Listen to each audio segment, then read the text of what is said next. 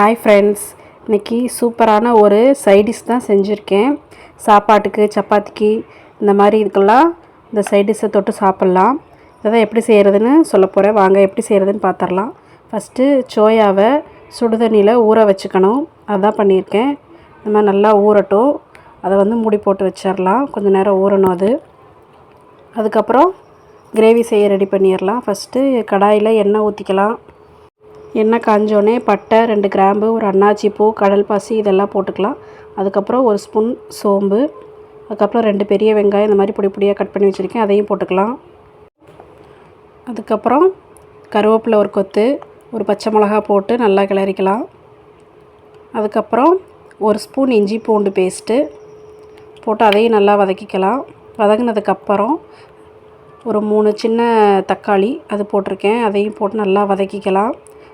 இது வதங்குறதுக்கு தேவையான உப்பை போட்டுக்கலாம். போட்டு நல்லா கிளறி விடணும். இது நல்லா வதங்கினதுக்கப்புறம் 1 ஸ்பூன் கரம் மசாலா, 1 ஸ்பூன் மல்லித்தூள், 1 ஸ்பூன் குழம்பு மிளகாத்தூள், கொஞ்சமாக மஞ்சள் தூள், அதுக்கப்புறம் கொஞ்சம் பெப்பர் தூள் போட்டுக்கணும். அதுக்கப்புறம் இதை நல்லா பரட்டி விட்டுக்கணும். அதுக்கப்புறம் இந்த கிரேவிக்கு தேவையான தண்ணி இந்த மாதிரி 1 டம்ளர் தண்ணி ஊற்றிக்கலாம். இது நல்லா கிரேவி பதத்துக்கு வெந்து வரணும். அதுக்கிடையில் நம்ம அந்த சோயா ஊற வச்சதை எடுத்து புழிஞ்சு அதை சின்ன சின்னதாக கட் பண்ணிக்க போகிறேன். நான் கட் பண்ணி செய்ய போகிறேன். முழுசாக செய்கிறதுனாலும் செஞ்சுக்கலாம். இந்த மாதிரி கட் பண்ணி வச்சுட்டேன். கட் பண்ணதை இந்த கிரேவி ரெடி பண்ணிகிட்ருக்கேன், அதில் போடணும். அது நல்லா ஓரளவு நல்லா வற்றி வந்திருக்கு. இந்த ஸ்டேஜில் வெட்டி வச்சுருந்த சோயாவை இதில் போட்டு நல்லா கிளறிக்கணும். சூப்பராக நல்லா ரெடியாகி வந்திருக்கு. இந்த ஸ்டேஜில் நம்ம அந்த கட் பண்ணி வச்சுருக்க சோயாவை போட்டு ஆட் பண்ணி நல்லா கலந்து விட்டுக்கணும்.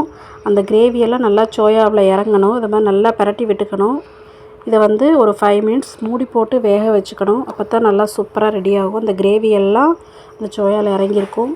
பாருங்கள் சோயாவில் கிரேவியெல்லாம் நல்லா மிக்ஸ் ஆகிருச்சு. ஒரு சிக்கன் கிரேவி மாதிரி இருக்கும் பார்க்குறதுக்கே.